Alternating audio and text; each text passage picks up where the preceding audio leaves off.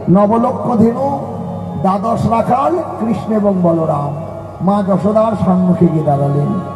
মা যশোদা বললে, কিরে সকালবেলায় গোষ্ঠপ্রচারণে গিয়েছিস আর এখন ফিরে এলি? নন্দ দুলাল বাছা যশোদা দুলাল, নন্দ দুলাল বাছা যশোদা দুলাল, নন্দ দুলাল বাছা যশোদা দুলাল, নন্দ দুলাল বাছা যশোদা দুলাল। এতক্ষণ মাঠে থাকে কাহারো সওয়াল, এতক্ষণ মাঠে থাকে কাহারো সওয়াল, এতক্ষণ মাঠে থাকে কাহারো সওয়াল, আর এতক্ষণ মাঠে থাকে কাহারো সওয়াল।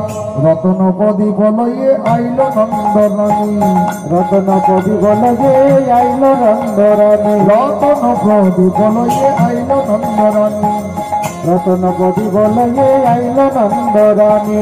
গদ গদ কণ্ঠে না নিরসয়ে বাণী, কণ্ঠে নিরসয়ে বাণী, গদ গদ কণ্ঠে না নিরসয়ে বাণী। আর গদ গদ কণ্ঠে না নিরসয়ে বাণী।